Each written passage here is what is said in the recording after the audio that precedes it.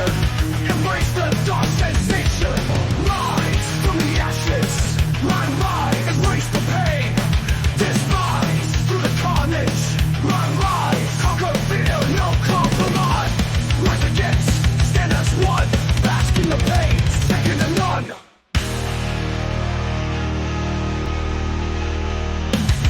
Destruction.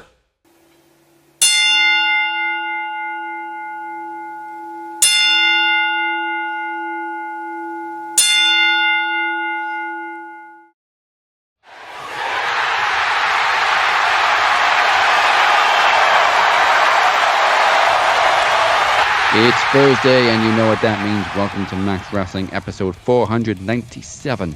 This is your captain speaking with the one we call El Jefe, Moses Marquez, here to discuss every single twist and swerve in pro wrestling. Crazy how that guy's still popular. The internet sucks. Coming up tonight, we look back at an absolutely insane AEW All In from London, baby, as the Cap reports back directly from Wembley. We get predictions for Bash in Berlin. The UK shows are coming hot. Plus, part 2, the much-anticipated part 2 of the Cap and Beer's first-time ever showdown as they go face-to-face in London. Oh, my God. I'm shaking with anticipation, as I know you are. Make sure you subscribe right here to the YouTube's Max Wrestling YouTube. Head on over to Spotify, SoundCloud, Apple Podcasts, whatever it is, get your podcast. And, of course, check out the beautifully done website, maxwrestlingnet.com, for all your links and a whole bunch more. Trust me, a whole bunch more. Yes, then let's get straight into the fun, because some people think TLC was a 90s pop girl group. And as such, this is shit Mark say. You guys can't tell the difference, can you? I'm gonna tweet me and my friend Mark, we're gonna stop watching. You're a whiny bitch. Hey, you've been chasing waterfalls, and now you're chasing fucking flies. I got so many nerds this week. So many. Oh God! What a segue from the chasing waterfalls. I love it. Let's be real. The internet went bananas after AEW. Okay, especially with a certain debut. Oh yeah. Do you know what though? None of these nerds are even about Ricochet. Oh, thank goodness.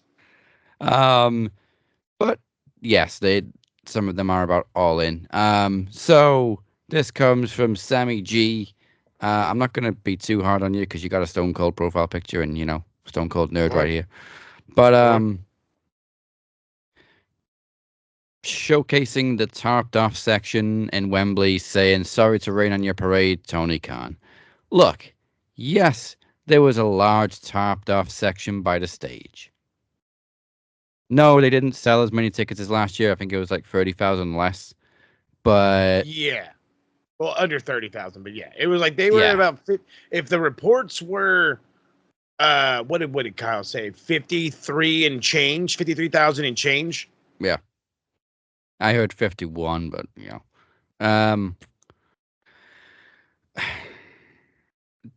we knew they weren't going to sell as many as last year because last year was special. Last year was epic. Last year was the first All In, the first UK stadium show in.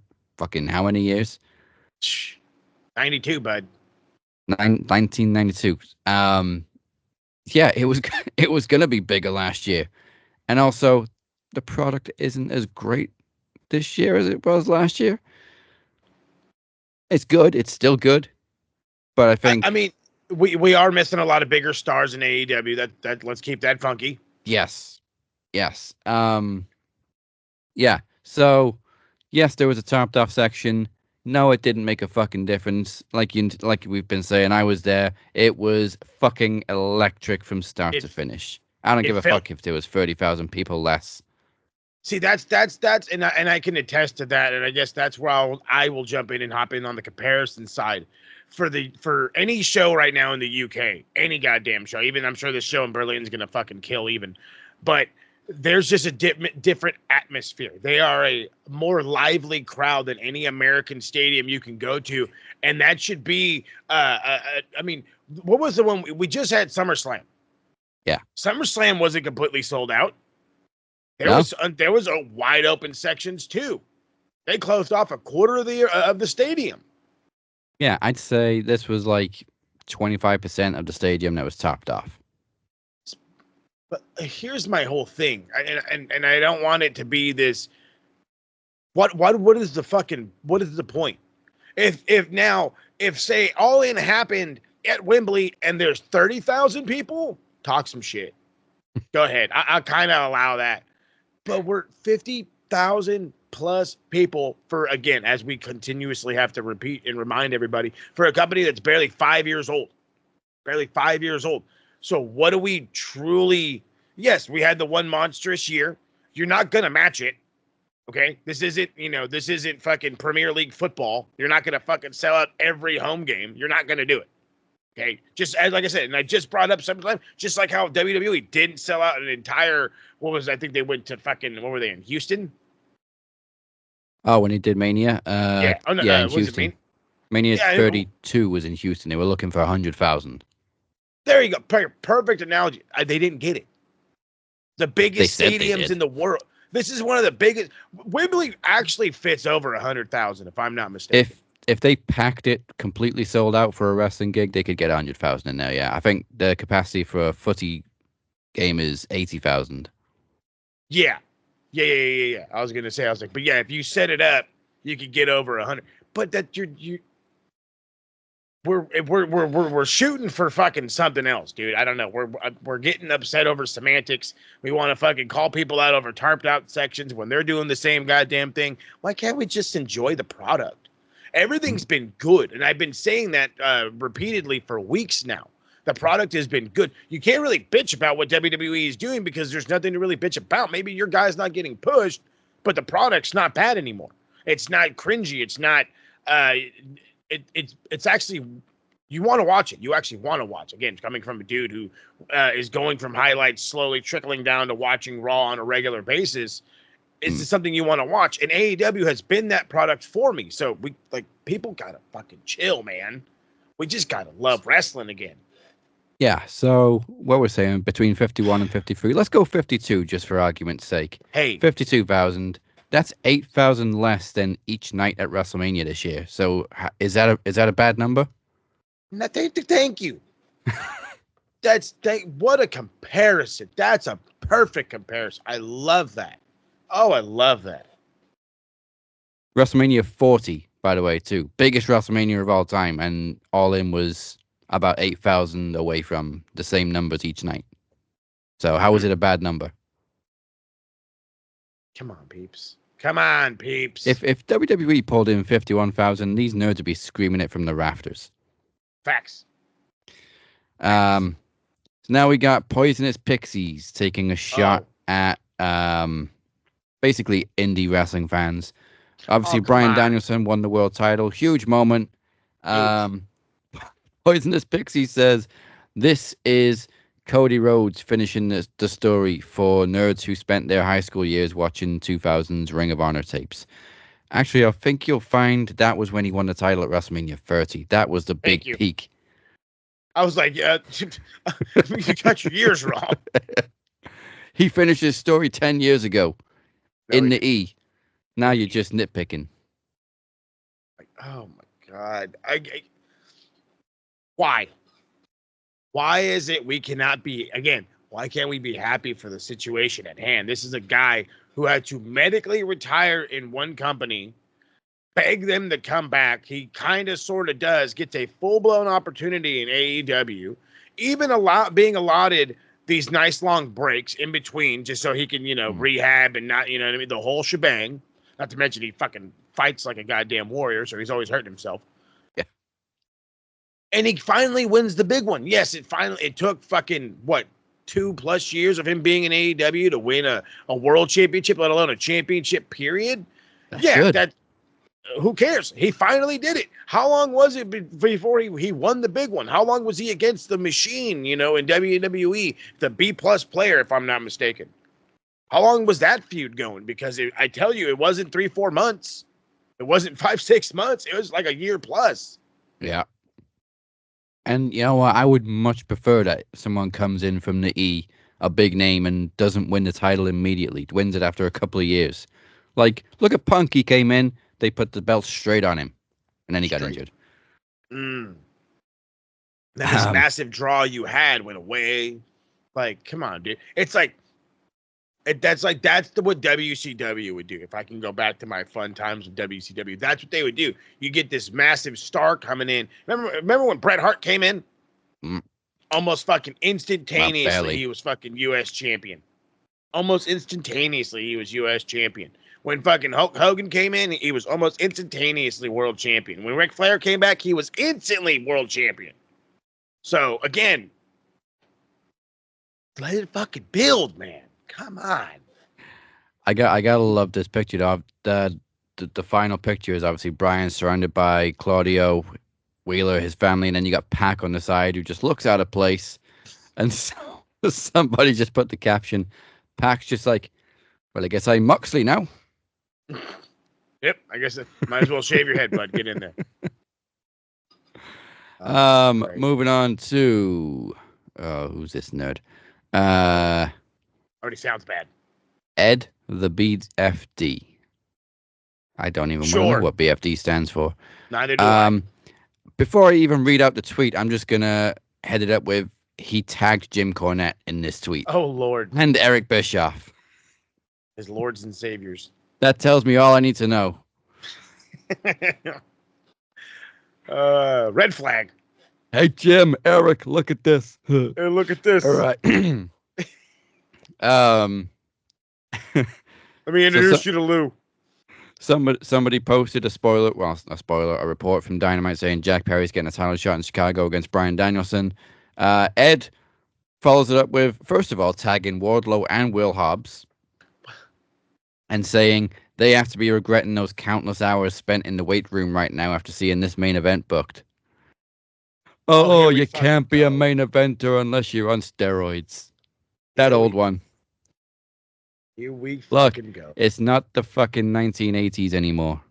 You don't have to be a beefed up fucking beefcake to be a world champion. Pro wrestling has evolved. Pro wrestlers can be main eventers while being able to turn and wipe their own asses. Hey. Okay? What a luxury. And you're tagging Hobbs and Wardlow.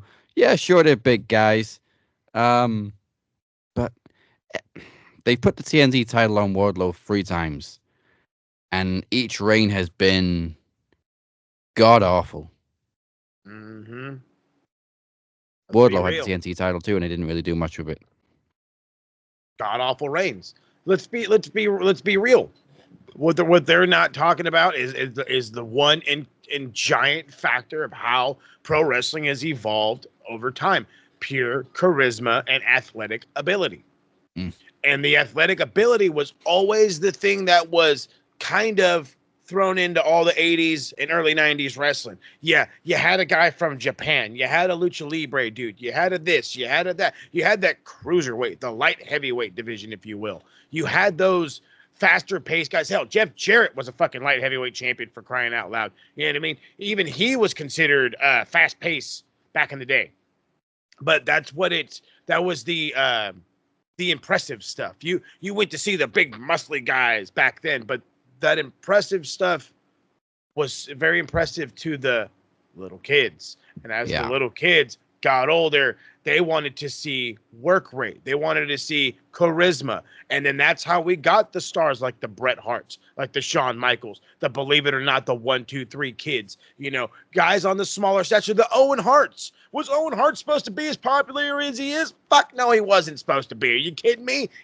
He fucking looks like chewed bubblegum, for crying out loud. He's not in the greatest of shape. He's a wrestler. You know what I mean? But he could go out there and he can fucking perform. And if you put a microphone in front of his face, he can cut a promo. He can make you laugh. He can make you feel angry. He can make you feel in your feels. And then we trickle down and it continues and continues and continues. It's just, as he goes and handles the door, as we love to do each and every week, it's just something that just, it's crazy. It's insane to maintain this mentality that if you're not 300 plucking pounds, you can't be a main eventer. You just can't. Randy Orton is just now 300 pounds or going to be 300 pounds. He's trying to get to 300 pounds. When he was a main eventer, he was 240. Yeah, he's 6 foot, slim and jacked in the whole whatever. Sure. but he's not this fucking overbound, muscly motherfucker. I'm making comparisons over here. So, would you confirm or deny for me? When you think of Randy Orton as his multiple-time world heavyweight champion, would you consider him a big, muscly bastard? No, he's always been, pretty slim. And in fact, he made a point when he came back for this run. Like the announcer introduced him as, what is he, 260 pounds? And you could see him going, I'm 280. I've been eating. See? Okay. Now he's a big guy. I literally just said that. I said he's just now attempting to be 300 pounds. Okay, he really is trying to bulk up, but that's just the stupid mentality. You know what? Let me drop some fucking fun knowledge. John Cena may look like he's 300 pounds. He wasn't 300 pounds.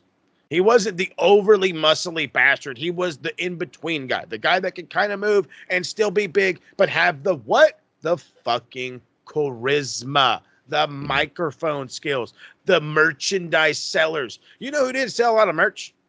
Lex Luger. And he was the fucking total package. Okay? Yeah. Floundered hard. They tried to make him the new Hulk Hogan, the all-American hero. It didn't work. They gave him a bus. They gave him a bus, yeah. They gave him a bus. They gave him a bus and some sparklers. Well, then again, if you go back and hear all that shit, apparently he was mean to fucking kids, so that's his own goddamn fault.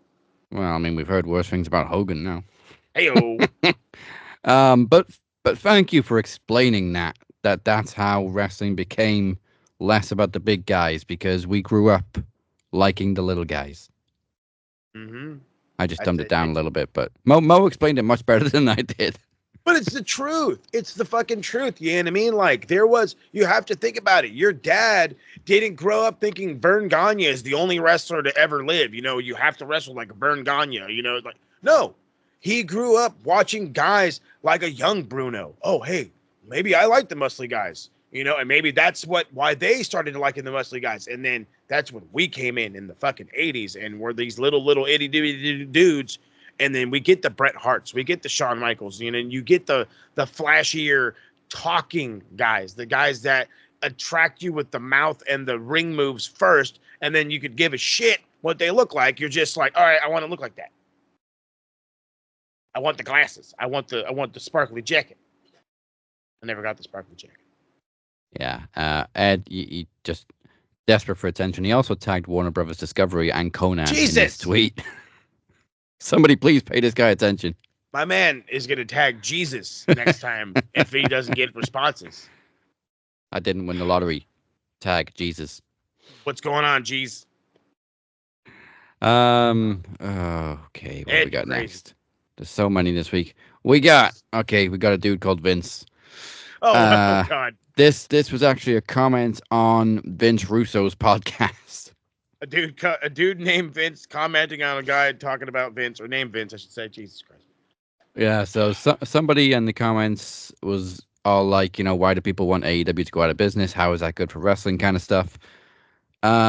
Vince Smith replied, AEW is so bad and such an embarrassment to wrestling that it's actually better for wrestling for it to go out of business. That doesn't mean no alternative to WWE.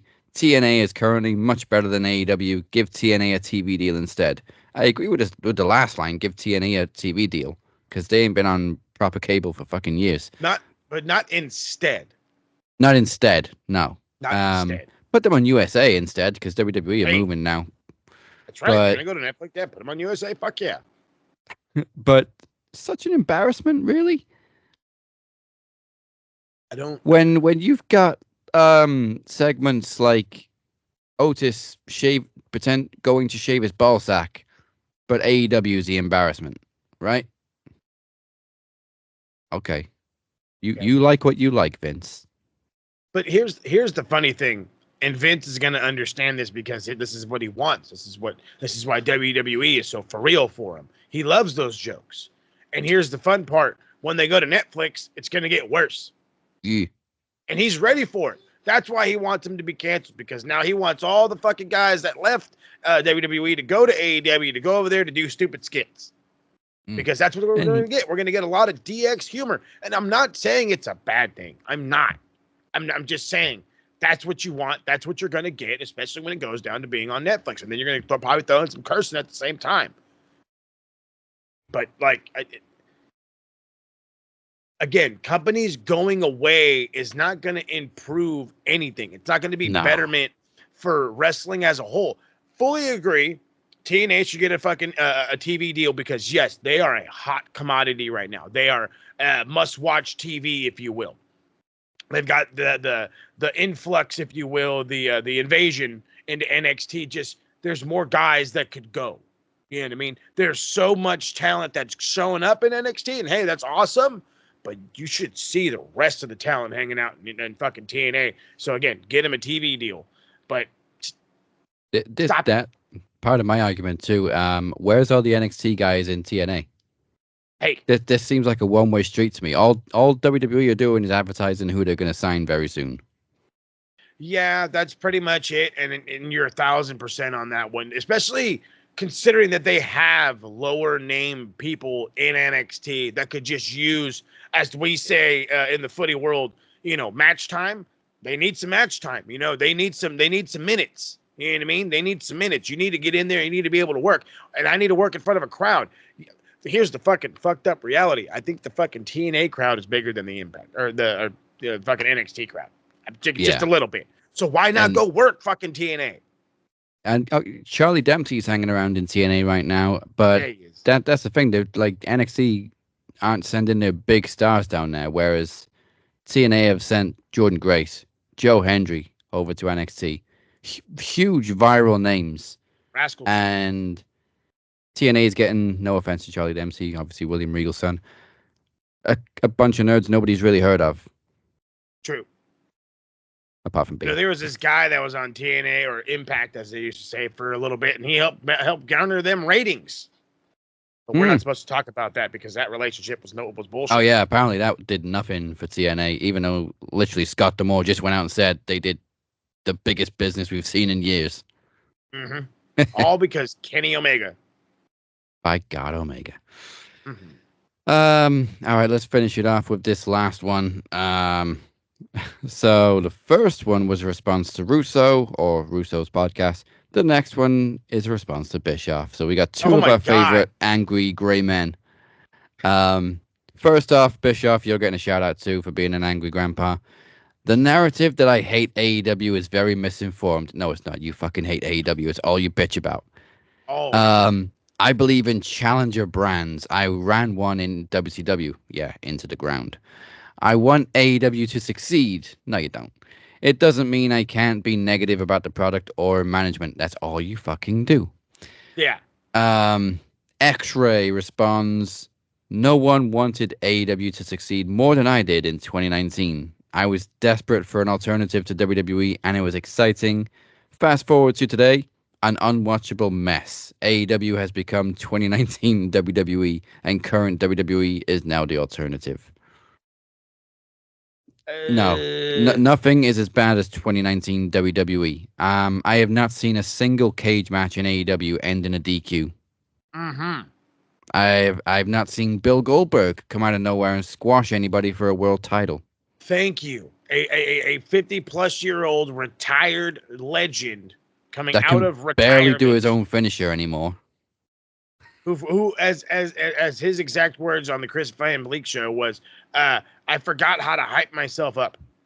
So again, if you want to make comparisons to Sting, because obviously he was in his 50s when he retired, Sting can still fucking go. Sting was in his 60s, fam. Okay, 60s. And again, so even older than Goldberg, and he can still fucking go. But did he beat Kenny Omega in a fucking squash? Nah. Did he beat fucking MJF in a squash? He didn't even have a singles match. His first fucking match, Sting's first match, was a cinematic match. Y'all remember that shit? That shit was cool. So again, it's not. I don't understand. It's the way of thinking. Again, as I would tell people watching with the TSK, Japan gives you the minute stuff about these guys, and they tell the story in the ring. AEW is trying to incorporate a combination of the two where they don't mind telling you the story of how we got here and now they're going to conclude it in the ring. WWE gives it to you on a fucking silver goddamn platter and then says, hey, so here's some action. So you pretty much have the idea of who is going to win because they've been building it that way. And in the eyes of WWE, what it is we build it. Oh, the go home show, the bad guy is gonna beat you down so the good guy can win on the show. And it's fucking classic. It's classic, and it's not negative. I'm not being overly negative about it. I'm just saying that's their style.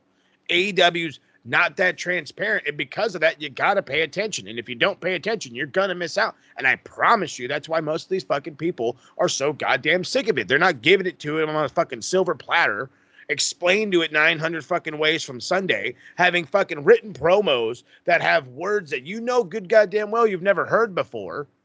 These are just fucking people. They're out there doing what they love. They're out there being pro wrestlers, expressing themselves, living the gimmick, being inside the characters. They're not fucking reading off of scripts and off of fucking key points. Yeah, E-Drones have very, very very low ability to hang on to a story. They want everything now. The only story that's been dragged out is the Bloodline storyline. Everything else, you don't get long-term storytelling very much in WWE because the attention span isn't there. Remember when Daniel Bryan beat beat John Cena and then Randy Orton cashed in? Obviously, it was to set up him winning the title back at WrestleMania, so that was like a 9-month story. But immediately, because Bryan kept losing on that journey, people were like, I'm done with Daniel Bryan. This is boring. He ain't. That's the story. He is going to win in the end. And we finally got there. Just about. But people were hanging on because they had such low attention spans. Well, yeah, nobody started giving a shit about that until all of a sudden they decided, hey, cool, put the spotlight on him rather than think ahead. Well, they kind of fucked him. So when's he going to get his chance? Instead, they're like, it's Randy and John for the 457th time. Okay, we know. But there's a fucking background story. But there's John and Randy. Do you not see what's going on backwards? No? Okay. Can you get the fuck out of my way then? Jesus. People kill me. All right, so let's get into recapping All In and last night's Dynamite, which was great. Yes. Wembley was amazing. Oh, like I said, it wasn't full, but the atmosphere was incredible. Sure. I haven't actually seen the TV broadcast yet, but I've seen clips, and as loud as the singing and the chants seemed, doesn't even do it justice. Oh God, that's what I thought. When Sting came out, the pop is twice as loud as it came across on TV. Bro, my fucking speaker damn near blew from his fucking from the pop because all you heard was Judas. Is it Judas Priest? Metallica. There you go, Metallica. All you heard was fucking Metallica's fucking come on, dude, and people went fucking ape shit, absolutely ape shit, and it was beyond ruckus. Like I said, from the TV stand, so I could if it was no justice, then I'm surprised you can hear me. I'd say 3 loudest pops of the night. Bryan winning the title, obviously. Sting coming out, and Nigel McGuinness. Oh, well, yeah. The walls were shaking for Nigel McGuinness. Fuck, dude, I was popping for fucking Nigel. Are you kidding me? I literally went, what? So did I. Yeah, I think there was a very loud audible, how in the fuck, coming out of my house. And my wife's like, what happened? And I'm like, nothing, just wrestling. And she goes, okay, you'll tell me later. And then walks away. And I'm like, this dude's like neck was more broken than fucking, well, no, he had concussion problems. Yeah. I was like, he's got a fucking more fucked up brain than Bryan does. And then he goes out there and he looks solid. Oh, yeah. He looks solid. He's a little slow, but he's fucking solid. I mean, he ain't wrestled in, 13 years? It's been a fucking hot minute. A lot of people were blaming Mariah May The kiss, Oh. the kiss on the cheek just resurrected Nigel McGuinness. Telling you, boy. Telling you. From start to finish, the only match I could tell to go fuck right off was just the FTW match. Other than that, everything I not the one really I was thinking enjoyed. of. Yeah, I'm pretty sure. Oh no, really? Yeah, You had a Britt and different one? Mercedes. I didn't give a Um, shit. I wasn't really paying. I was too busy eating chicken wings. I'm not gonna lie. I was like, these are When we- delicious. Oh, hey, there's a match going on. when we were entering the stadium and walking up the stairs and everything, we could hear people cheering and chanting. And that was just for the pre-show because we were, I wasn't really that bothered about missing a fucking 25-man tag match. Um, but as soon as Mercedes came out, I took that opportunity to go to the merch stand because they really don't give you any time. It's bell, match, entrance, bell. So literally, as soon as the free counts were coming and then the bells were ringing, people were running down the stairs for piss breaks because you cannot miss a thing. They don't give you any time. It's not like WWE where they show 20 minutes of commercials between each match. But as soon as Mercedes came out, I went out, came back in, and it was crickets. The only time of the night, it was literally crickets. I could not hear a thing. I couldn't even hear the bumps in the ring. I fucking love it. I love it. So whether people were as uninterested as I was, or if the match was really that bad, I haven't gone back and watched it, but I've seen people saying it was the worst match of the night. And the finish got zero reaction. I didn't even realize it was finished until the music started playing. Yeah. It was a better worked match than I expected out of Mercedes. As Harold pointed out, and this should drop by Saturday morning, the TSK review, as he stated beautifully, Britt has a old car's amount of ring rust right now, and it is going to be hard to shake, very hard to shake. Maybe that's why the match was so bad, because Britt's very rusty, and Mercedes can't carry a match. She needs to be the one to be carried. So it was the same ends of a magnet. That's perfectly put. That's fucking better than we put it. That's way better than we put it. But it's the truth.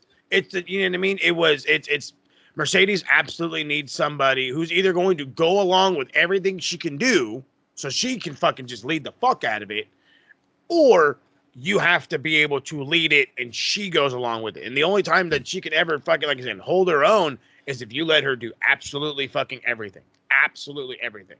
And I would not. Yeah. That's a no. I like my safety, please and thank you. But again, I didn't hate it. It was what it was. I honestly expected Britt to win, but it's fine. Yeah, that was the only one I predicted wrong. Oh well, yeah, the same. I think I was no. I think I got the one right because again, as I constantly have to fucking repeat myself, she's being paid more than I guess high level championship league footballers. So, and going back to shit Mark say also, this is why AEW going away would not be a good thing for wrestling, because that's the reason a lot of the people came back to WWE, because they can afford to pay them more now, because they have to compete with what AEW can pay. And that's been something that's been trying to be done. Fucking Jesse Ventura tried to start it during WrestleMania 2. He wanted to start a unionization so everybody can get properly fucking paid. And then they tried to, I guess, kind of do it or whatever. Or as Kevin Nash says, he left to go make more money so you can make more money. He did it. It's the truth, though. Without him leaving the big company to go to the little company to make a bigger name, people wouldn't be getting paid what they got paid. Granted, he got paid way more than he fucking ever should have. But hey, good on him. Way to work the system. And so is Mercedes. Hey. Perfectly spot on. Yeah. Will Ospreay and fucking MJF are awesome. I think just from the energy I felt around me, that was the most invested match of the night that everyone was into. Well, maybe Brian and Swerve, but definitely Ospreay and MJF was up there. It's the hometown hero, man. And then you have the guy who's literally comes out looking like Apollo Creed, has the fucking flag with his face on it, and he goes from Apollo Creed, takes all of his stuff off to Lex Luger. M- MJF's entrance was incredible, but being the former Assassin's Creed nerd, I say former because I fucking hate the new versions of it. Yeah.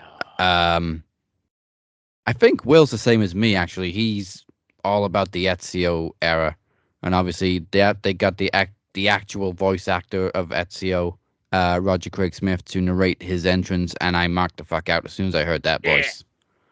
It was great. Oh I my loved god! it. Guys are like, you're an Assassin's Creed fan. I'm like, you're fucking not. I'm such an Assassin's Creed fan. I have it on my fucking Oculus. It's crazy. Yeah, I should have put it. I meant to put this in shit marks. Actually, somebody went on. I think it was AEW's page where they posted the video of the entrance. They thought it was a cop out that Will had to advertise the new Assassin's Creed game for his entrance, and everybody's like, "You do know he's like a major Assassin's Creed fan, right? Like it's literally part of his gimmick." Wasn't there a fucking zombie battle royal? Yeah. Don't fucking start with me. Oh my god. I fucking hate people. I fucking hate people, dude. That's ridiculous.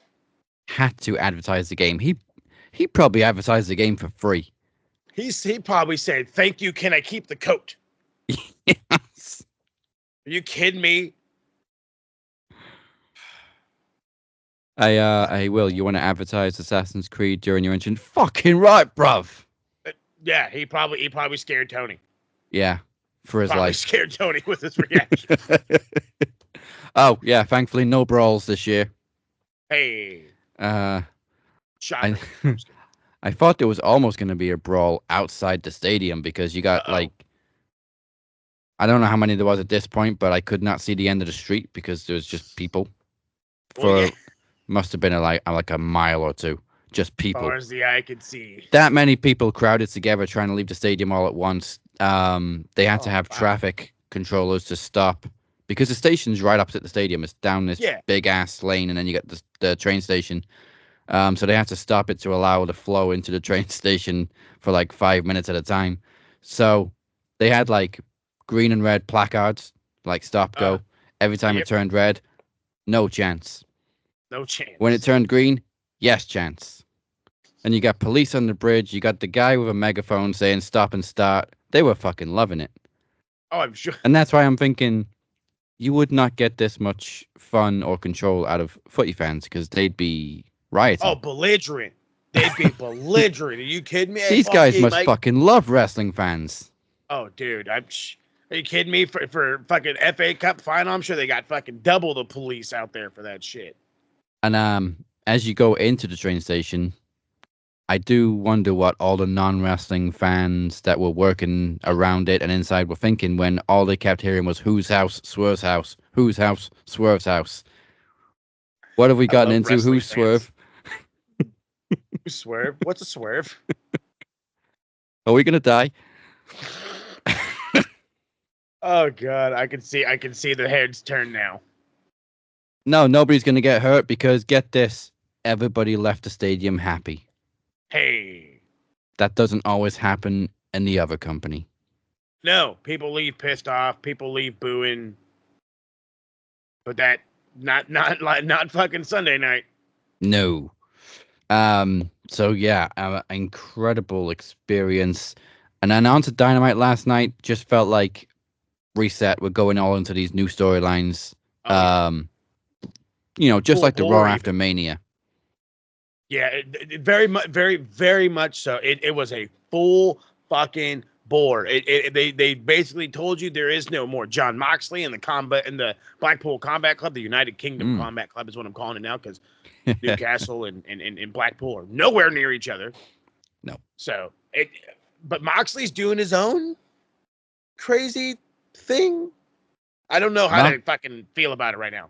Yeah, Mox was very weird. Very scary. Extremely weird. I feared for Tony Schiavone. Fuck yeah, I did. But yeah, I guess this explains why Mox wasn't there to celebrate with Brian in Wembley. But I'm very intrigued by what Mox is doing now. I guess he's in a new heel faction, which so far consists of Marina Shafir. Hey, Didn't recognize her at first, but it's Marina hey, I was Shafir. just gonna say, whoever did her makeup, good job. Made her look unrecognizable, which kind of made me invested. The dude that Mox was speaking to, he should have just called him Stan. Stan, We would have got it. I just beat up Stan. Yes, there you go. One thing I did see, somebody thinking it may have something to do with Shane O'Mac. Don't. Because obviously Mox used the line, "This ain't your company anymore." And I also love how Shivani then went back on commentary like, "It never was my company." It's from Tony's the man. You got the wrong Tony. You got the wrong Tony, bud. Goodness.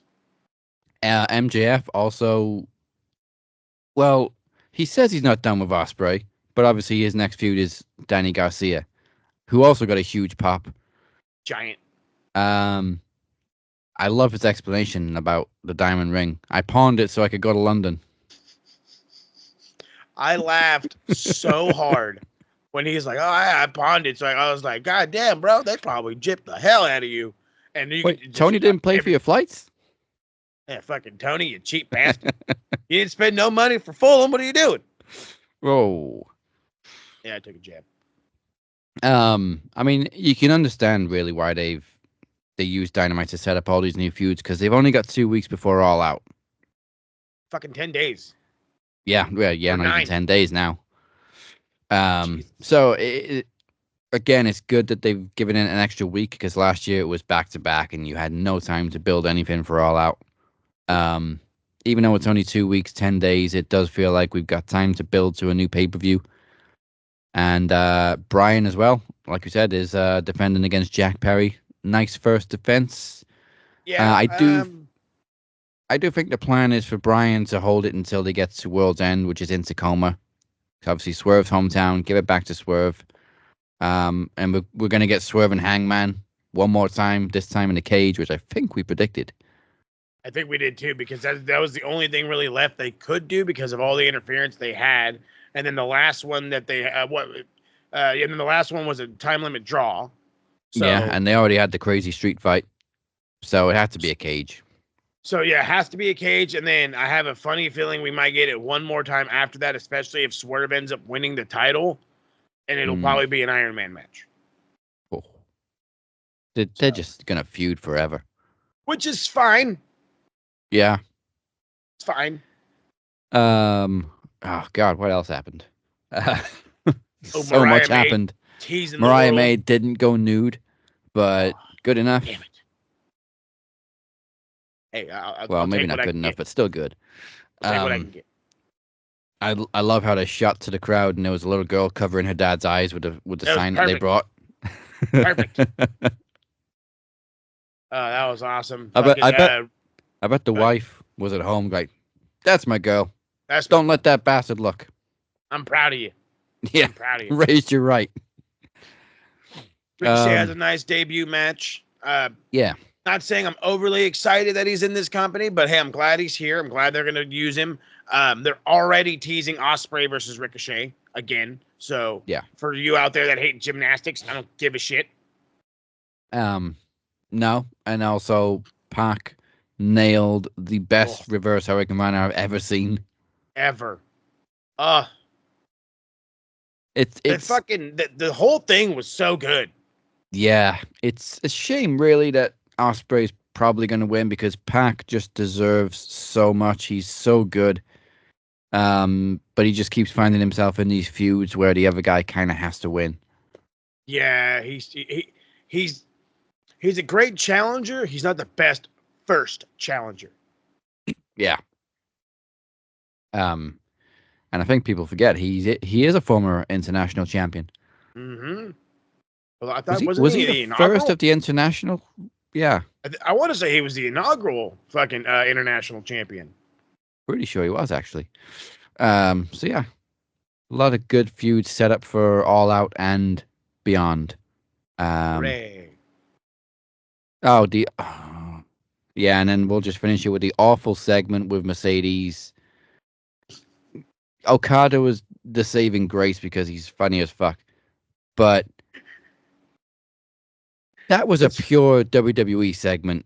And then she's like, motherfucker. "Hey, what's Japanese for bye, bitch?" And she just goes, "Sayonara, bitch." I'm like, She's all no. sayonara, bitches, and I'm like, really? First of all, I'm pretty sure bitch is not bitch in Japanese. It's not. But you know what would have been funnier is if she would have asked Okada to like, hey, can you tell these guys to leave in Japanese? And he would have been like, sayonara, bitches. That would have fucking popped that would have been everybody. better. And then secondly, I could have told her that fucking bye in Japanese is sayonara. Yes, sir. You weren't you in Japan for like a year? You don't know fucking bye? Even Jericho knows Spanish, and he barely lived in Mexico. Come on, man. Jesus. That was great. Great analogy. Yeah, and I will Japanese still is fucking El Generico knows Spanish. I will still defend Jericho too. Yeah. He was pretty split in London. Some hated it, some loved it. A lot of people were waving the high guys to him. I guess. But I loved his delivery last night when obviously he's just lost the title. Everyone's like, so you lost your title to Hook on Sunday, and blah blah blah, and he's just like, "Hi guys." It's okay. Take a minute. And it's good, but I also hate that he's like jumping. He's still doing this back and forth shit. Where 1 minute he's the high guys minute, and then he's just like, yeah, but I'm gonna come for your like. Whoa, dude, relax. Like either you're gonna be the fucking happy-go-lucky fucking kid show guy, or you're gonna be you. Figure it out. I find it an entertaining gimmick. It is a little out of place in AEW because it's more wrestling focused. I think this gimmick would be huge if he was still in WWE, just like the list. It would be gigantic. There'd be people having fucking shirts. He'd have a talk show. Oh, WWE would already have the high guys shirt. AEW, you're sleeping on that one. I'm telling you, dude. They would have him do a fucking Mr. Rogers segment. I fucking promise you. The t-shirt is there, made for you. High guys on the front, thanks guys on the back. That's it. What are you waiting for? If you really need your face on it, put your fucking face on the fucking sleeve or something. Doing this. Ricochet's already got a shirt. That's crazy.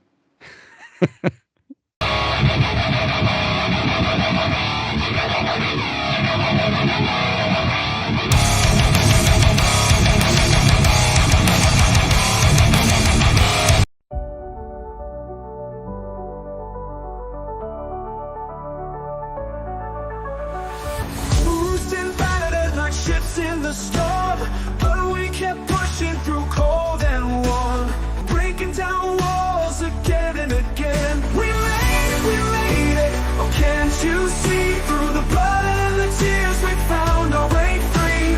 Rising like giants with hearts full of fire, climbing that mountain higher and higher. Rising like giants with hearts full of fire, climbing that mountain higher and higher.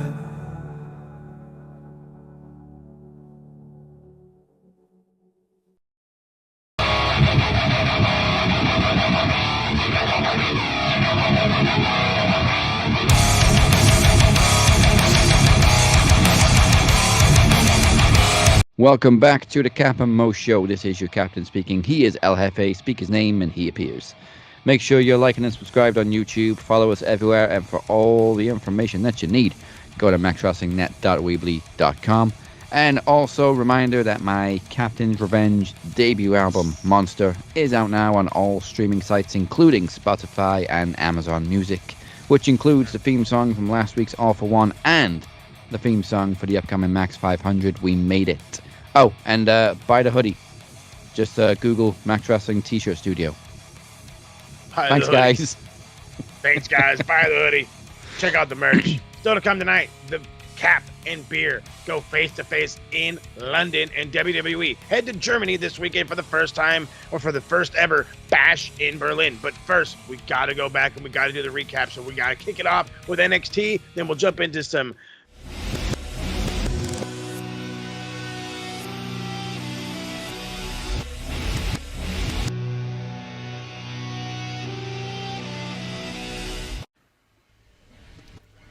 Oh yes, we're back. This is Beer. This is your NXT review for the 27th of August, 2024. I missed doing my reviews. I've been away, unfortunately, for a while. But don't worry, I'm taking care of business. Anyway, right, let's get into it. So NXT kicks off with a Fatal Influence, hottest new stable right now. Fallon Henley and JC Jane taking on Metaforce, Jakara Jackson and Lash Legend. Very fun tag team match. Fatal Influence picks up the win with a double running cut by Fallon and JC. This is a very dangerous trio, but a fucking sexy one while we're at it. We then have a vignette of Wesley and Zachary Wentz's history. Very good vignette, by the way, showing the history of MSK and the Rascals. Next up, we have Carmen Petrovich defeating Izzy Dame. Carmen looking for payback after Izzy taking her out of the No Mercy Gauntlet match a few weeks last week. Carmen picks up a very shock upset over Izzy Dame. Izzy looked great as well, by the way. Impressing in every match she's been in. So big up Mrs. Braun Breaker. Sit down interview with Jada Parker with Sarah Schreiber, showing her history about when she did the tryout. She used to be a football player as well, soccer in the United States. To be interrupted by Roxanne Perez. Roxy runs her mouth a little bit too much. To be slapped so hard by Jada Parker to Roxanne's beautiful face. Even I felt it was that hard. After that, this is what's interesting. You hear Jada saying, "What are you doing here? Yeah, I heard about you. You can get some too." Now, Roxanne then sees, she had like a bit of a shocked look on her face. It was probably because it was at the slap, or whoever it was. Now, there's four options of it is. It's either Delta, Stephanie Vaquer, a wild card is Cora Jade, which I can't see. I'd leave Cora Jade for Chicago when NXT comes to Chicago for the launch on the CW network. And for me, who I think it is Julia. Roxanne had a face like she saw a ghost. But we will find out Sunday at No Mercy whether this mystery person will be there. I just want to hear Gloria's theme. That's all I want to hear. Anyway, we have a 6-person tag team match with the new quarter catch crew. We're taking on the D'Angelo families, Channing Saxorando, Luca Crisafino, and Adriana Rizzo. During the match, Tony D unfortunately had to leave the match due to finding out that Obafemi is in the D'Angelo family's restaurant. The family pick up the win with a very, very good match. It was a very impressive showing by two very, very good young talent in Adriana Rizzo and also Ren Sinclair. Ren as a heel is fucking great. We then have Pete Dunne speaking to Kelly Kingston, who wants one more match with Trick Williams. We are having that match next week, and that's going to be another barn burner. With Pete Dunne coming on as on Raw and NXT lately, I like it. I'm a fan of Pete Dunne floating around both shows. Makes him look more of a badass than he already is, so I'm a fan of having the Bruiserweight round on NXT as well. Next up, we have the face-to-face with former best friends Wesley and Zachary Wentz, and man, this segment was fucking great.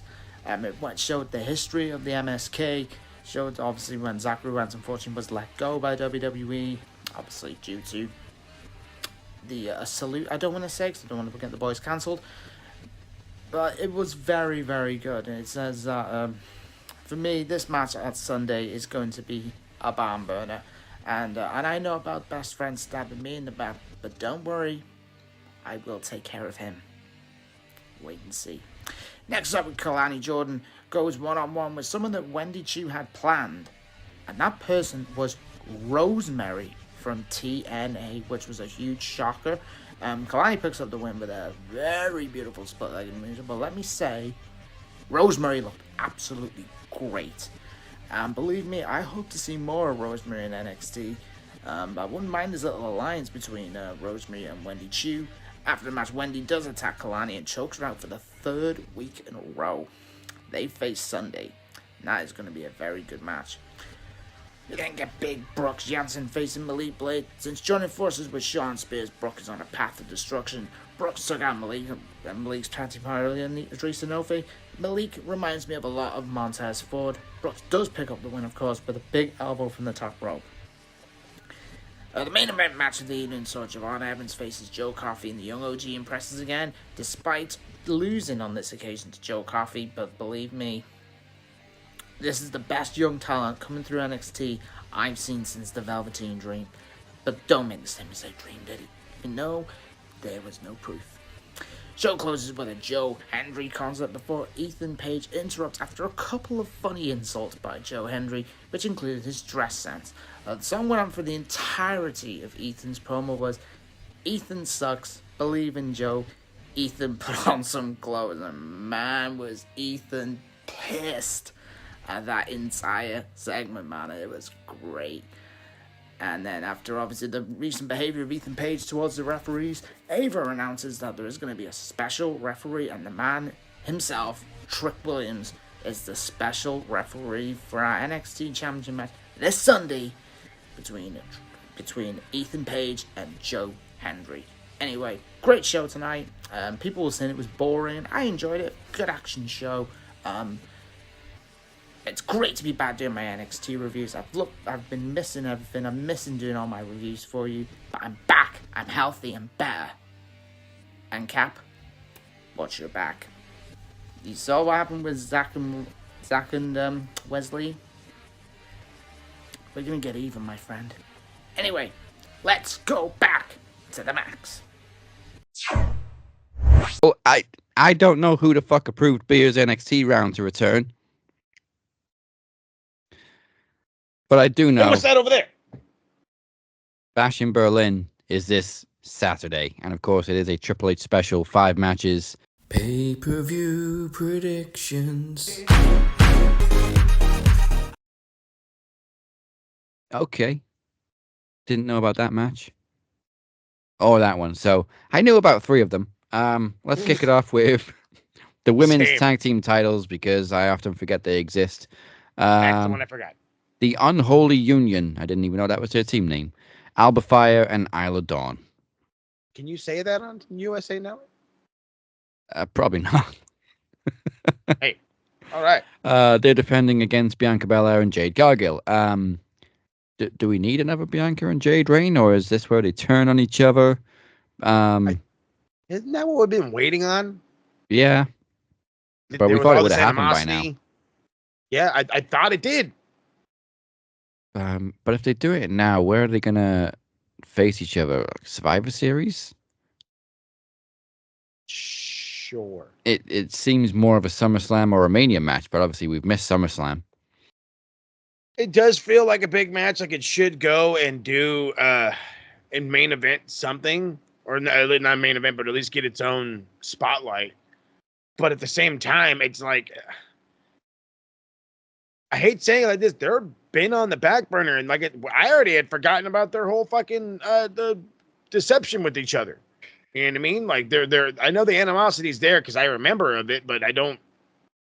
Like, I totally even forgot why they're upset at each other, what's going on, why they want to fucking possibly break up, all of this shit. I don't even remember how they lost the titles. That's how irrelevant they've been making them. This is one of the few teams on the back burner. As you say, I forget these fucking titles exist. Yeah, I think, was it Clash at the Castle? It was a multi-women match. And obviously Alba Fire and Isla Dawn won, but they didn't beat Bianca and Jade. But maybe that's where the animosity is sliding in a little bit, because they lost the titles. So if they lose again, there you go. So give me the Unholy Union. I'm kind of right there with you, but at the same time, what is the old WWE saying? When you're in your hometown, you lose. And they're kind of in their home continent. And since they didn't exactly lose the titles, I could see them winning them back. I really don't want to. I like the animosity thing. Survivor Series is a good enough show for me. I'm sorry. I know it's. I know these ladies are noteworthy names, and it could be better. But I'll take a Survivor Series match. So yeah, I'll go with you. Let's go the Unholy Union. We've probably got another Saudi show before Survivor Series too. Oh fucking hell! All right, 2 for the Union. Let's go Punk and McIntyre strap match. We're predicting, many people are predicting that it's going to lead to Bad Blood for the deciding match in Hell in a Cell. So McIntyre won the first. Give this one to Punk. Let's go to Hell in a Cell and then pray Punk survives. I'm praying he's going to survive a strap match. Yeah, I said that. Yeah, when they teased it. You were the one that said, well, he's coming off of a fucking freshly torn tricep, which is, I'm pretty sure your exact words, and you're going to be in a strap match. You're going to where strap the thing him is to fucking tapped to your fucking wrist, homie. And guess what fucking muscles get pulled on? Your fucking goddamn traps. You're like, what the fuck, man? what's McIntyre, 290? You're going to strap him to a 290 guy? It's 290 and 6'5". You fucking kidding me? This guy is a literal mountain. Look after that tricep. I don't think his career can take another major injury. Nope. No, it can't. Not to a major muscle like that. So I'm hoping this is more gimmicky than it is brutality. Then again, you're going in there against an English Scot. So yeah, don't do much like pulling and yanking with the strap. Just like strap each other, whack each other with it. It's fine. See it now. He's gonna fucking just whip him around with it or something. Don't do it, Drew. I know you want to. Don't do it. They haven't specified if we're doing like classic strap rules where you got to touch each turnbuckle, or if it's like Triple H Rock rules where you just pin each other. I want the old way because the old way is the better way. But then that's also going to be fucking all bad. Yeah, because you're going to be stretching and pulling. Mm-hmm. Hopefully, it's just like no DQ. You're strapped together. First pin or submission wins. They haven't specified that yet. I don't even know if that's happened very often. I think it was just a Triple H Rock special back in '99. I think so. Well, then again, I mean, the strap matches we've had in AEW were the traditionals. Yeah. We'll see how the rule. Yeah, I don't think the rules determine the outcome either way. Punk's got to win, but I think the rules will maybe affect Punk specifically. Yeah, his health. That's for damn sure. All right, we got another mixed. Not a mixed. We got another tag, but this is a mixed. That's their actual name. Jesus, the Terror Twins, Damian Priest and Rhea Ripley versus the Judgment Day, Dirty Dom and Lusty Liv. You fucking marketing bastards! You really think that's something worth the damn? That's stupid. Such a corny name. But yeah, like they want to be the Twin Towers. It's jackasses. It's the mixed tag we knew we were getting at some point. Priest and Ripley versus Dom and Liv. The most obvious pick, I guess, would be Priest and Rhea. But are they gonna be that obvious? That's what I'm getting at right now. How much Judgment Day involvement can we get? New Judgment Day too. There's 3 other fucking members hanging out, not doing shit on this show. I could absolutely see Rhea and Damian getting completely fucked over. However, they've been on a goddamn tear. And even though I know I just said maybe 30, 40 minutes ago that in WWE land, you go on a tear during the week and then you end up losing on the pay-per-view, I don't think that can happen with them. They're that much in control. They're that too popular. And then on top of that, you're really going to bring all that momentum down? Dom and Liv can lose. They're not going to be the end of the fucking world. But you can't have these guys up here, being the opening segment people kind of thing. They're opening the show, and then you're going to have them fucking lose to the bad guys. But again, Berlin. All right, you're going Judgment Day. No, I'm going. You're going Terror Twins. I'm gonna go Judgment Day. Because like think about it. Like, what would really happen if Dom and Liv won? Any momentum that Damian and Rhea had immediately goes out the door. And you can't do that right now. It's fucking so early. You can't do it. SummerSlam wasn't even a month ago. Yeah, the only thing I'm taking into consideration is this match is nothing to do really with Damian. He's just backing up Rhea. This is all her feud. Damian hasn't done anything with Finn Balor yet, so I'm expecting Balor to get involved, cost Priest again, because they need to feud at some point. At some point, meaning now. Yeah. I don't know when they're going to have their big match, because again, Survivor Series is the next big pay-per-view, PLE. Mm-hmm. I doubt anybody involved in this match is going to be involved in War Games. I don't think so. So, also another loss for Rhea just fuels her revenge tour even more. And she's going to get that title off Liv at some point. I was just gonna say, I was like, that might end up being at Survivor Series. Yeah. All right, we'll split on that one. I'll go Judgment Day. Then, of course, we have the 2 heavyweight title matches, Hey, which Ed will be happy with because these are all big guys. Apart from, well, Cody's pretty big. he's all We right. got Cody defending the undisputed title against I don't Kevin think Owens. Kevin's the right kind of big, but he's a Yeah, big guy. at least he's not a vanilla midget. Hey, Actually, this one's probably going to go on last. Yeah, let's go Gunther and Randy Orton first. all right. This is also cross-brand, so if Orton wins, he gets transferred to Raw, and Gunther will be transferred to SmackDown. Hey, semantics. Okay. Easy pick, really. Gunther can't lose already. Yeah, good first title defense against a prominent, was a reputable opponent. But yeah, you can't just fucking and be done with him. He's got to have a good reign. If this was like to set up Cody and Randy, sure. But there's no fucking way they're going to be able to do that. So leave it on Gunther. Randy's it's almost 300. He's been eating. So it should still be really fucking good. Should be really fucking good. Might even be the match of the night. Yeah. Orton also has to stay on SmackDown to eventually turn on Cody. Perfect. So, yeah, give us Gunther. Love Randy, but he's become the veteran that puts people over. Yeah, exactly. He's what AJ was, wherever the fuck AJ's at. Yeah, he was supposed to. Was it SummerSlam? He was supposed to return, and they canceled the plans. Hey, you know we're talking about motherfuckers going to TNA. That would be huge for You ain't AJ to doing go back to shit TNA. with him. You are not doing a motherfucking thing with him. You want a real relationship? You want to make that relationship better than how it was with AEW? Send him AJ fucking Styles. I promise you. I fucking promise you. Ooh, Bound for Glory is coming up. October. I like my paychecks in cash. Oh yeah, right. So finally, Cody Rhodes versus Kevin Owens. Again, much like the Gun for Randy,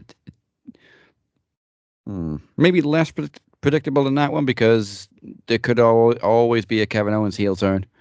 Please. But I think it's pretty safe to say Cody's retaining. Yeah. I wouldn't see it any other way. Again, being a giant Kevin fan, I'm like, let's fucking go. Just Kevin wins it. Fuck Cody. Screw your story and your dumb neck tattoo. But we've said it ad nauseum that Cody has to have a lengthy run. He just has to. And yes, it's lackluster now, and it's not the greatest thing since fucking, sausage roll. But it's working. There was a time where fucking Roman's run was stale. Hell, it was stale for like an entire year. Okay, give this some time. Give it some time. Yes, I know we've already given it fucking five, almost 6 months, but again, this is how the lengthy title runs are. Yeah, it's easier to book a lengthy title run for a heel. Mm-hmm. Because you're supposed to not like him.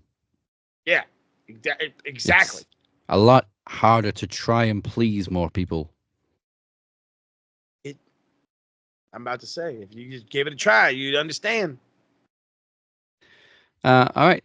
These WWE PLEs are so quick to predict because it is, again, a Triple H special, 5 matches. And we're only split on 1, so we'll see how everybody else does.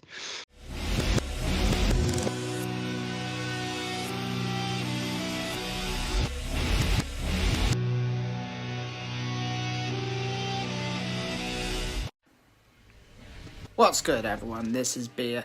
This is your No Mercy preview round.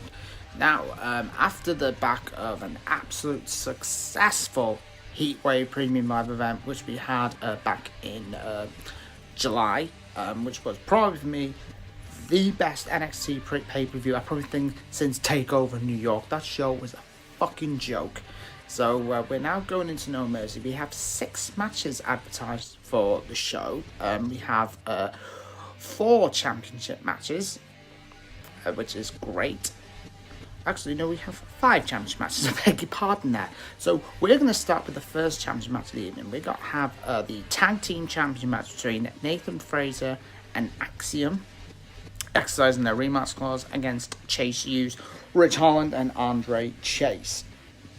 Now, I'm going to go Chase Hughes to retain. The reason for that being, there's been a slight bit of problems with Fraser and Axiom, even though they are like the best tag team in wrestling right now. But I think it would be crazy for Shawn Michaels to split them up right now. They are probably the best things in NXT in terms of tag team wise, because we all know that tag team in NXT has really starting to get a bit better. So I'm going to go Chase Hughes to retain the tag team championships. Now, this match has got Barn Burner written all over it. We've got Wesley against Zachary Wentz, formerly known as Nash Carter, when he was in NXT. And also, the MSK are going one-on-one against each other. Now, this is quite an emotional match for me because I love Wes. I love his heel turn. I'm a big fan of Zachary Wentz. I'm going to go Wes. Wes has only just turned heel, and it has been great. So I think what they may do is build Wesley up a part of the main event scene. In terms of the championship match, we are going to discuss a little bit in a few moments' time. But yeah, I think Wes will defeat Zachary Wentz, and we may have another rematch, maybe at Halloween Havoc. We don't know. Halloween Havoc is coming at the end of October, so we're going to have our eyes peeled for that one. We got the NXT North American Men's Championship match. We got Oba Femi versus Tony D'Angelo. Tony D, you're my guy. But Shawn Michaels has made Oba Femi look like the NXT version of Gunther. And at the moment, Oba is on another planet right now. Oba's going to retain. And I got a slight feeling I think Oba will drop the belt. Even though I don't think he should. I think Oba should relinquish the championship.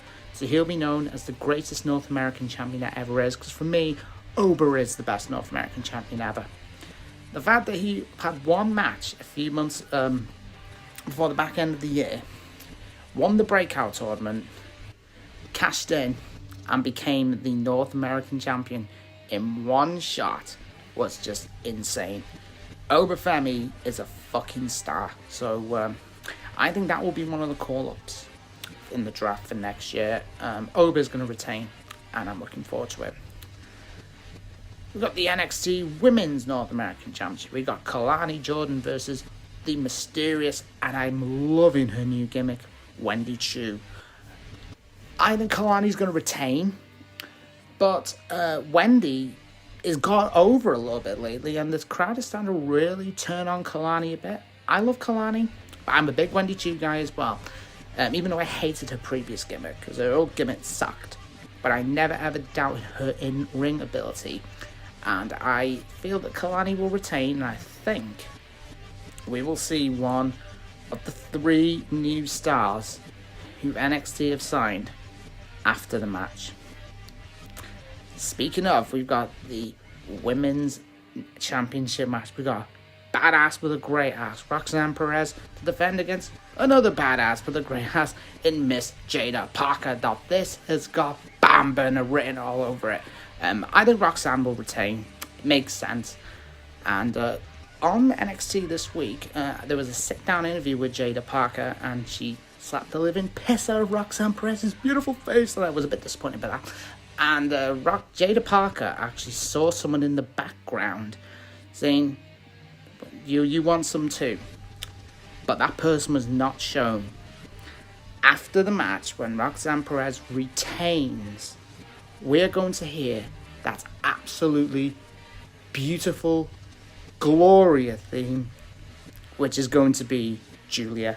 Julia will debut after the match, because WWE want it imminently, and we still don't know what's going on with Stephanie Vaquer, because apparently she's having problems with her visa. But don't rule out Australian sensation Delta to also make a debut. So this is what I think. After the Kalani Jordan Wendy Chu match, we will see, I feel, Stephanie Valkyr. But I'm not ruling out that Aussie beast Delta just yet. And now, main event of the night, which is going to be Ethan Page to defend the NXT Championship against Joe Hendry with Trick Williams as the special referee. Now, the reason for Trick Williams is going to be the referee is due to Ethan Page hating referees. So, Ava appointed Trick to be the referee for the main event. Ethan's going to retain. Even though there's an old saying, you strike while the iron's hot. Because Joe Hendry is one of the hottest things going right now in wrestling. I think Ethan will retain, because I'm still sticking with my feeling what will happen. Ethan Page is going to hold the belt till Stand and Deliver. And let's face it, he's done with AEW. And we're going to see the impending debut of Absolute Ricky Starks. And Ricky Starks will be the one to end Ethan Page's championship reign. Right, let me know, or let the boys know, what your opinions will be. Am I going to be right? Are we going to see Julia? Are we going to see Stephanie Valkyr? Are we going to see Delta? Are we going to see another free agent signing that Shawn Michaels probably hasn't done yet? Chef Sean's cooking right now. Anyway, we're going back to the show. Who the fuck approved 2 beer segments? I'm a fucking get my lawyer on the phone, but in 3 weeks' time, on September 19th, we proudly present our 500th episode. And we already know it's going to be huge because one of the oldest rivalries in Max Wrestling returns after Phoenix made history again last week and became a 7-time Knowledge Champion. He now defends against the original Knowledge Champion, Kenny Killer. Ooh, good goodness. Good God Almighty, I love when Kenny makes his return. But you know what we need? We need more title action. So let me make it official that I, on behalf of myself and my man Beer, we will challenge Corey, the Cypher, and Travis, the Walker Anderson, the Carolina Reapers, to a tag team title rematch. Bring that ass. I want my belt back. Okay. I don't think Travis will be defending anything anytime soon, but I don't want him or Beer to have gold, but fuck it. Let's do it. Let's make it official. And once again, it all goes down in 3 weeks. Go to maxwrestlingnet.weebly.com/500 for more information. You know what 500 we need to do? We need to go retro for 500. And ain't nobody know retro better than the retro guy over here. Retro rewind, all that fun stuff. Maybe, just maybe, I go retro for 500. I mean, it's hard to argue. King of Retro. Hey. Let's put that on a t-shirt. King of Retro in nice fucking neon pink. Fucking ain't right. King of Retro. All right. Speaking of putting things on things, let's put points on the board. It's time for the bell end board, and that's the worst segue ever. A bell end? You're a bell end, mate. Look, bell end 1, bell end 2, big veiny bell end over here. All right, so again, we the bell end side, the negative side, all the bad folk. We've been, let's see here. I'm really trying to think because we didn't get anything from Bischoff. A lot of people try to tag him in some shit, but I didn't hear anything negative from Bischoff. I didn't hear anything negative from Jim Cornette. I really haven't heard much negativity at all outside of the IWC. And so for this week, my only points go to the IWC because for some reason, we can't just be happy with wrestling. Whether it's growing or expanding or just being overall entertaining. We have to have some kind of problem with it, while some people can absolutely enjoy it and move on with their life. So the IWC is going to get an even 5 points, super simple. But at this rate, they're going to be fucking past the sex ring and be the hardest thing to surpass in the coming months. I promise you, y'all need to change your attitudes. How many points? Just 5. 5. Trying to be nice. And for all you fuckers out there complaining about Ricochet leaving WWE, a guy that was on the bottom mid-card and is going to go to probably the mid-card again, who gives a shit? Let the guy make a paycheck. Can't wait for him to feud with MJF. Mm-hmm. That'll be fucking fun. How many Samantha Irvin references can you get in? Heyo. All right, then. If it's just the one, let's move on. Oh, actually, no, wait. Before we go, I'm going to give some Oh. too. 10 points to Tony Khan. Oh, Because, yes, All In was amazing, but but you brought Jamie Hayter back on the fucking pre-show. yep, absolutely. These are deserved points. Good job. There was still people coming in Mm-hmm. that missed her return. Mm-hmm. You could have easily put that on the fucking main show. It was what, a 5-10 minute segment? I think 5. Yeah, It was very, short. very It was short. very Saraya short. didn't even really cut a promo. No, and that's all you really didn't even need her to do. You can have her come out, whatever, get a 2-second pop with her and her goddamn family, and then fucking here comes Jamie Hayter right behind her. And that's literally all you could have had to have done. And you could have fucking did it as the opener to the fucking show. Yeah. Oh my God, Jamie Hayter's back. Oh, tag fucking ladder match. Here we go. I'm all excited now. Fucking it up. Damn it, Tony. You had one job. Well, you had many jobs, but Mid-minute job. we've been waiting over a year for Jamie Hayter to return, and we were hoping it was going to be at All In. It just wasn't on the main show. Bullshit. I mean, to be fair though, she still got a hell of a pop considering there were still people shuffling in. Oh, trust me, she got a pop. She got a huge pop, and she will continue to get a pop. I'm glad that she's back. All right, now let's be nice to people. Let's put some points on the bruv board. Uh,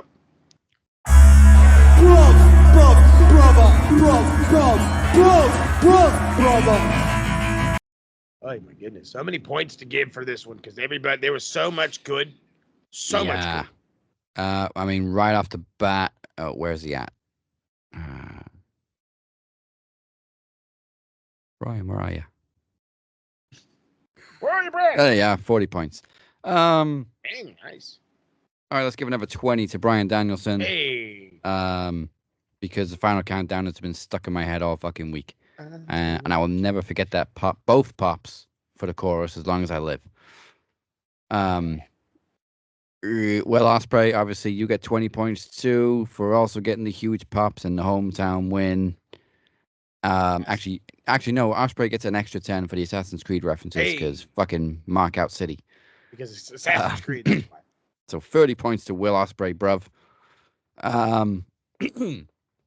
Who else I want to give points to? Oh, Sting. Surprise. Did not expect to see Sting at all. Fuck no, came out of nowhere. 20 points to Sting. Let's think about WWE. Oh, I don't think he's got any points, but I'm going to give 10 points to Bronson Reed for not killing Braun Strowman, and that tsunami on the car was fucking nuts. I don't understand how that guy's not dead, but hey. I'm impressed and also shocked, good sir. Yes. That car must have been reinforced to fuck. Seriously. I actually saw somebody put, it may have been somebody famous, but somebody put, if you want to make Bronson Reed a actually, it was Bully Ray said, if you really want to make Bronson Reed a super heel, have him do a tsunami on Samantha Irvin. I'm like, whoa, let's not kill Samantha Irvin. Oh. Take it easy. I know Ricochet's just gone to AEW, but come on. I know, right? Like fucking the guy ain't been gone a minute, bro. Relax. Yeah, I think I'm good with that list. Nothing else has really stood out. I mean, everybody deserves points for All In because they all brought it apart from the Mercedes Britt match. But also we saw the rumor about Darby Allin jumping off the fucking arch and he didn't. He just came out with a skateboard. But Guy had fucking thumbtacks super glued to his face like a maniac. And for a moment there, I thought we were going to get a replay of the 98 Royal Rumble where they set the fucking coffin on fire, but out comes Sting. Huge pop. Massive.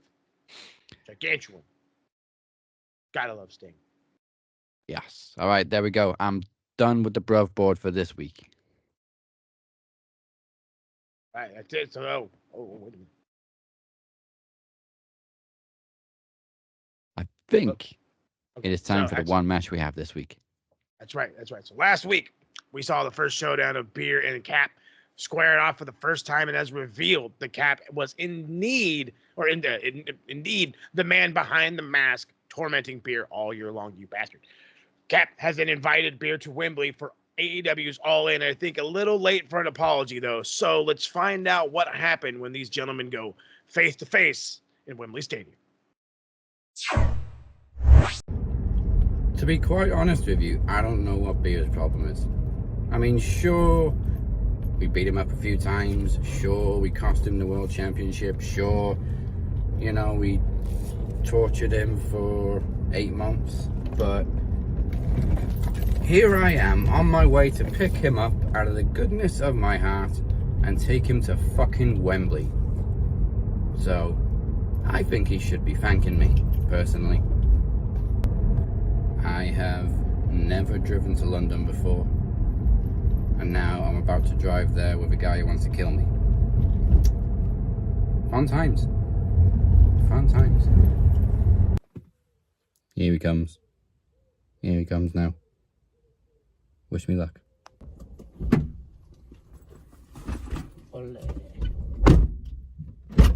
This contract states that you cannot physically touch me for the whole duration that you're in the car or in the stadium.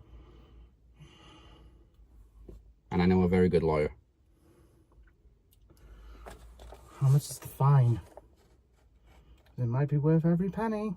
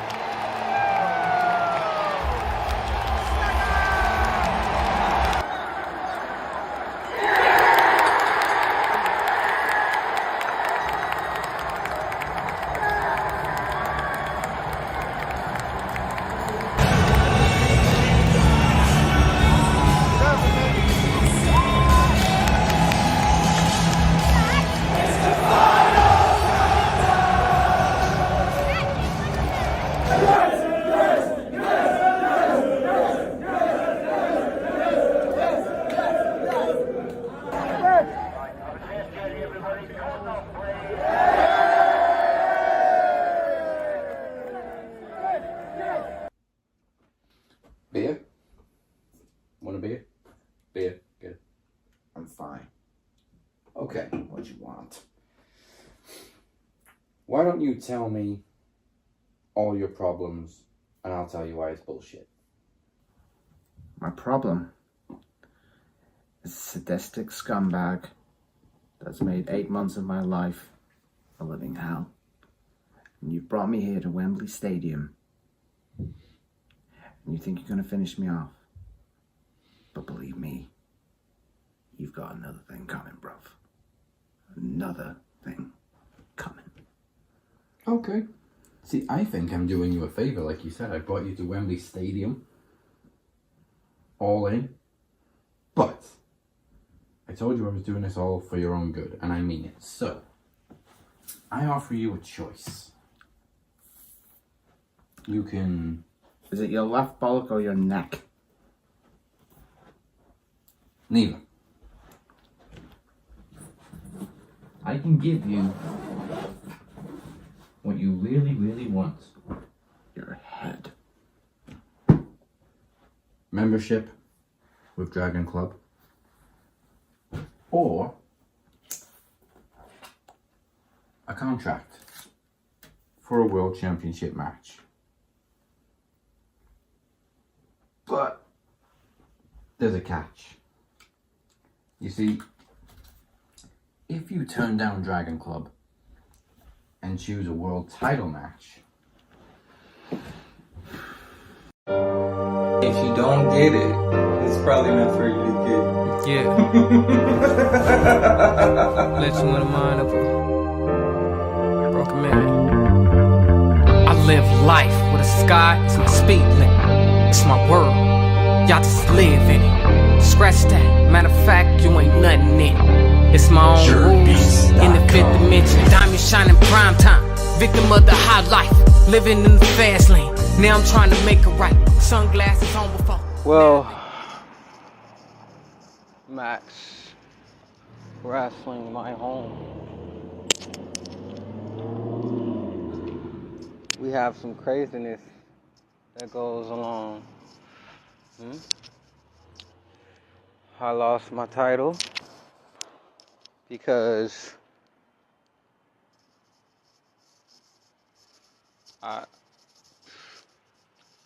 you know what?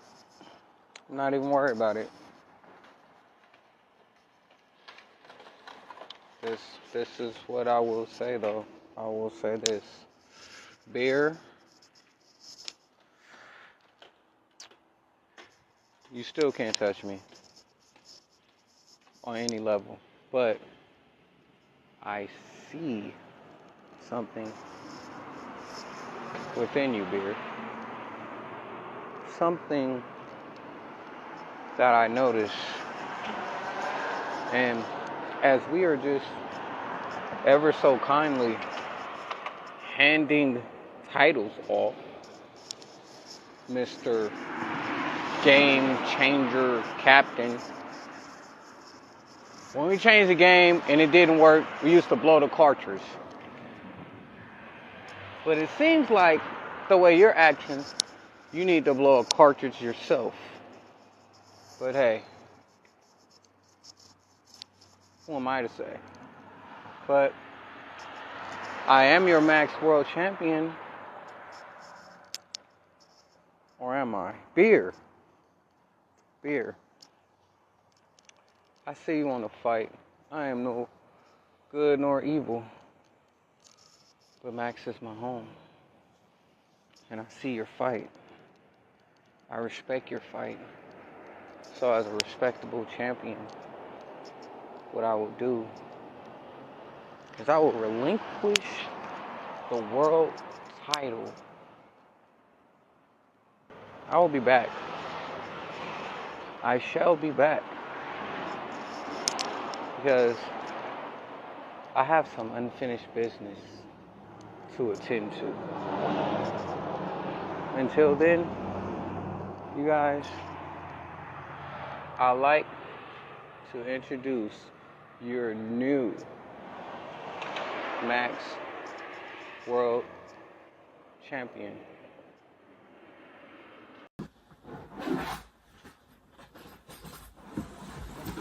I'm going out all day. The problem is, if you choose a world title match, you're not going to be facing Teddy because he just relinquished the world championship. You would be facing me. As of this moment, I am now a three-time world champion. So, just to be clear,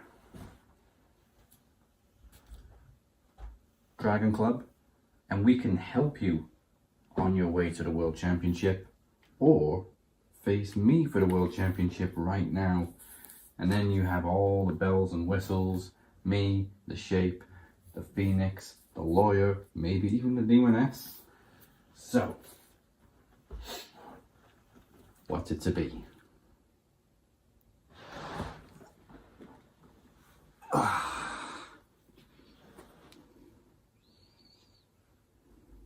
That's what I thought. Don't need a world title match. Oh!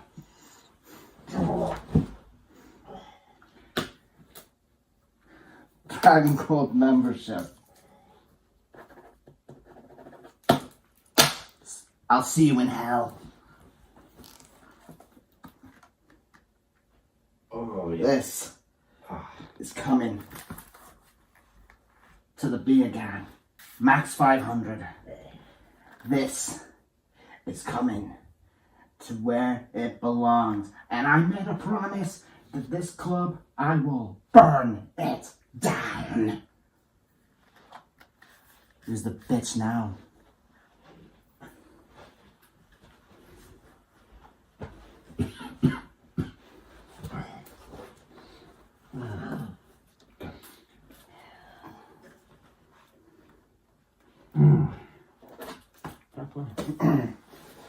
See you at max 500. Oh, you bitch. Now enjoy it, because I will be back to reclaim it. I will be back to reclaim everything in Max, because Max is mine.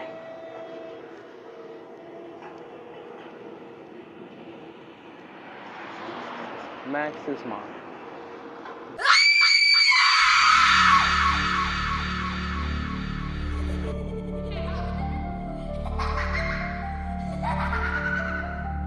Hello, mortal.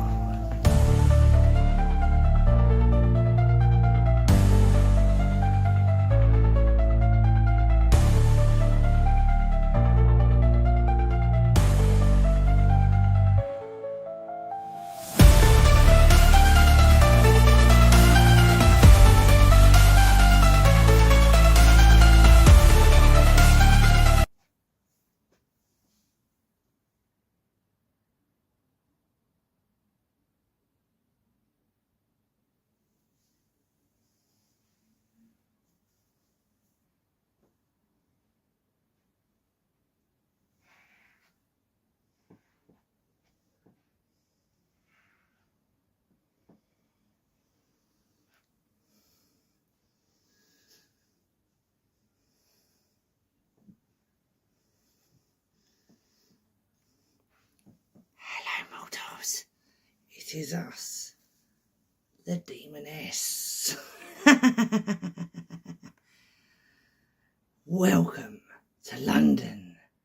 AEW All In is in our neck of the woods. It's going to be interestingly fun. Will we be there? Not this time, mortals. Now.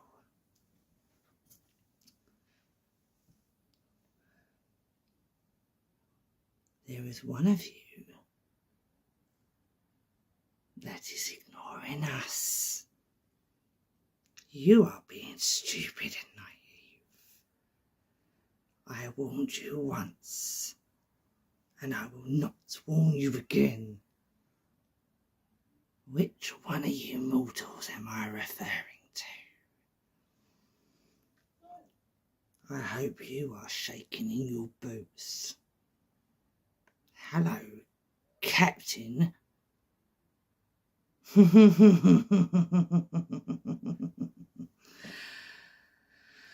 You are disappointing. I gave you something. I resurrected something. And you chose humanity. Recently, you hid behind a mask. A mask. When there is something inside you, evil and dark, that I can personally unleash without your help. So as a warning to you, wake up, remember him. Because if you don't, I will personally make that happen. And I am powerful enough to do this. You have a choice, Captain. Humanity or the darkness.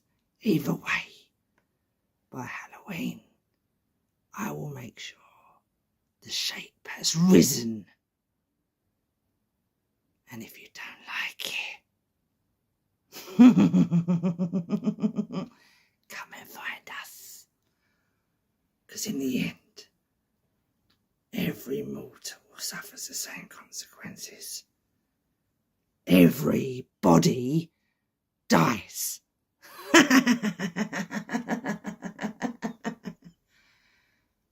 You'll see me again soon, Captain.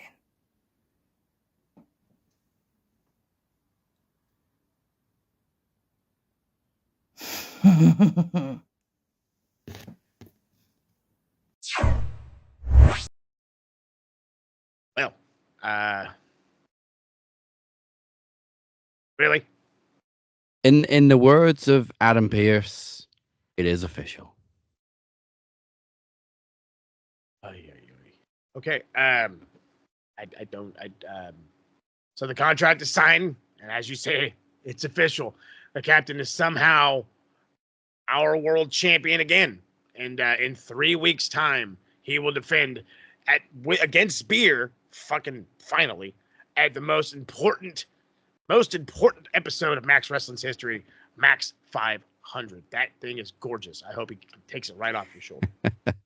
You know what? You can actually thank Beer for this, because by signing that contract, he made it official that I was now world champion,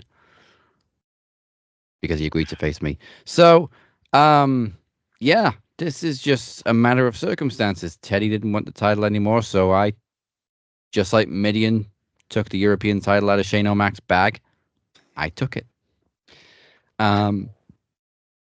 But you know what? It's going to give me great pleasure to walk into Max 500 and not allow Beer to become world champion again. So, 3 weeks' time. Thank you for joining us. I hope we rocked you harder than Ticketmaster is about to get rocked and bummed by Oasis fans. Yes.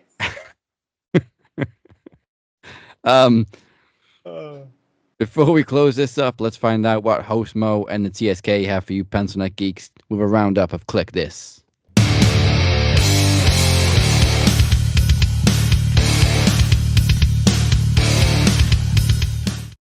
Coming up for the TSK, as previously stated, hopefully tomorrow, possibly Saturday, the TSK's review of All In is coming at you. The whole group is there. Me, Rob, Harold, DC. We go into it fully, talk about the debuts, the returns, the good matches, the bad matches, what we like, what we didn't like. You know, the whole shabiggity bang. So look out for that one. That's going to be a fun one. We'll be returning right back for All Out. We might even do Bash of Berlin. We don't know. Depends on how busy the schedule is. But I do know that more episodes from the TSK are going to be dropping with the frequency that is hopefully going to be ramped up. The Max Footy Pod is somehow still coming, some way, somehow. It's one of these things where it's hard to cover football because you got to cover it each and every week. But don't trip. I promise you they're going to be here. They're going to be coming. It's going to take a little more time. Like I've told the guys, the new intro is done.